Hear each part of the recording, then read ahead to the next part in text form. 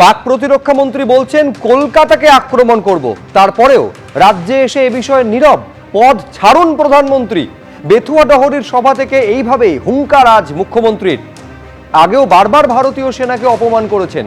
Greater বাংলাদেশের প্রধানমন্ত্রী হতে চান মুখ্যমন্ত্রী, পাল্টা মুখ্যমন্ত্রীকে এইভাবে আক্রমণ শানিয়েছেন বিরোধী দলনেতা।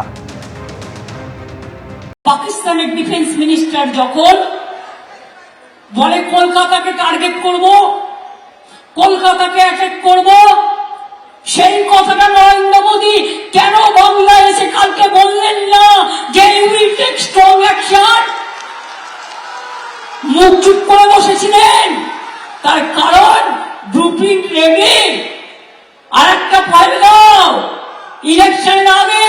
আপনি চুপ করে বসে থাকেন, মুখে প্লাস্টার লাগিয়ে বসে থাকেন, লজ্জা করে না? আগে পদত্যাগ করুন। যখন অবন্তিপুরাতে 2019-এ সিআরপিএফ এর কনভয় উড়িয়ে দেওয়া হয়েছিল, ভারতের এয়ারফোর্স স্ট্রাইক করেছিল, আপনি নবান্নর গেটে বসে বলেছিলেন ভারতীয় এয়ারফোর্স যে স্ট্রাইক করেছে তার প্রমাণ কোথায়? অপারেশন সিঁদুর নিয়ে আপনি জওয়ানদের প্রশংসা না করে কেন সিঁদুর নাম দেওয়া হয়েছে? হিন্দু পরিবারের বিবাহিত মহিলারা সিঁদুর ব্যবহার করেন, এই প্রশ্ন আপনি তুলেছিলেন। তাই আপনার সবসময় সোচ মানসিকতা এই ধরনের, এবং আপনি গ্রেটার বাংলাদেশ তৈরি করতে চান এবং সেই গ্রেটার বাংলাদেশের প্রধানমন্ত্রী হতে চান। ব্রিগেডের পর গতকাল কোচবিহারের সভা থেকেও চুনচুনকে হিসেব নেওয়ার কথা বলেছেন প্রধানমন্ত্রী। পরের দিনই নাকাশিপাড়ায় প্রচারের সভামঞ্চ থেকে পাল্টা হুঙ্কার দিয়েছেন মমতা বন্দ্যোপাধ্যায়। चुन चुन के हिसाब किया जाएगा। একটা দুটো কেস দেবো, আপনাদের ঝুলিয়ে দেবো। ফল বেরোনোর পর সুদে আসলে জবাব দেবো, আমি কথা দিয়ে যাচ্ছি।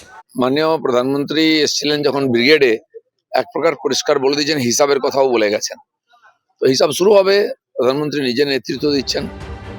শব্দেই জব্দ, বাছাই করা শব্দ যার, প্রচারে সিকান্দার সেই। একবার নরেন্দ্র মোদী হুঁশিয়ারি দিচ্ছেন, তার পাল্টা হুঙ্কার দিচ্ছেন মমতা বন্দ্যোপাধ্যায়। কোচবিহারের সভা থেকে রবিবারও বেছে বেছে হিসেব নেওয়ার কথা শোনা গেছে নরেন্দ্র মোদীর ভাষণে। मैं आपको भरोसा देता हूं, इस बार चुनाव के बाद इनके पापों का पूरा हिसाब किया जाएगा। चुन चुन के हिसाब किया जाएगा। 4 मई के बाद कानून अपना काम करेगा। चाहे कोई बड़े से बड़ा गुंडा क्यों न हो, इस बार न्याय होकर रहेगा। আর তার পরদিন দিনের প্রথম সভা থেকেই পাল্টা হুঙ্কার দিয়েছেন মমতা বন্দ্যোপাধ্যায়। মাথায় রেখে দেবেন, বেশি কথা বলবেন না। একটা দুটো কেস দেবো, আপনাদের ঝুলিয়ে দেবো গণতন্ত্রের কাঠগড়ায়। আপনারা বুঝবেন নিজেরা কি করেছেন। এই প্রথম নয়, ভোট ঘোষণার আগে ব্রিগেডের সভায় বেছে বেছে শব্দবন্ধ শোনা গিয়েছিল প্রধানমন্ত্রীর মুখে। बंगाल में महाजंगल राज लाने वालों का काउंटडाउन शुरू हो चुका है। जो कानून तोड़ेगा,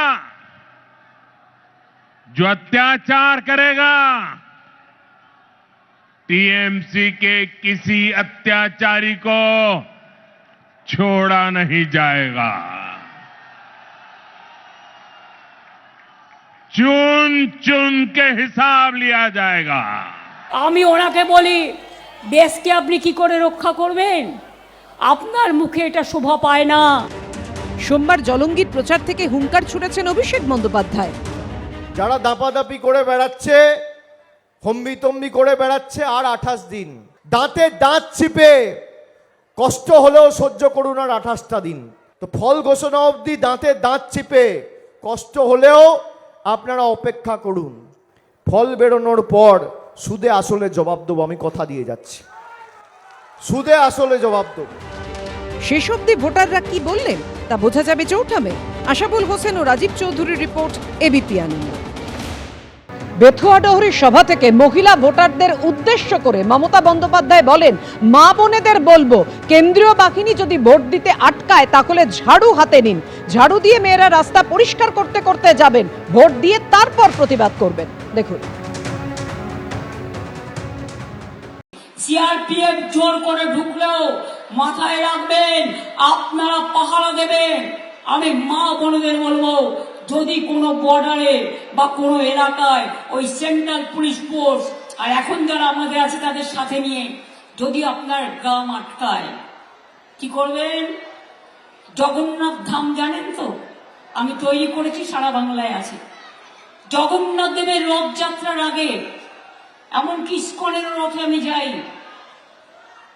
রথ টানার আগে একটা খিলের ঝাড়ু দিয়ে, সোনার ঝাড়ু দিয়ে রাস্তা পরিষ্কার করা হয়। মা শীতলার হাতেও একটা ছোট্ট ঝাড়ু থাকে।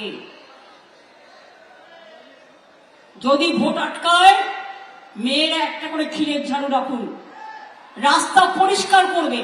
রাস্তা পরিষ্কার করতে করতে যাবে।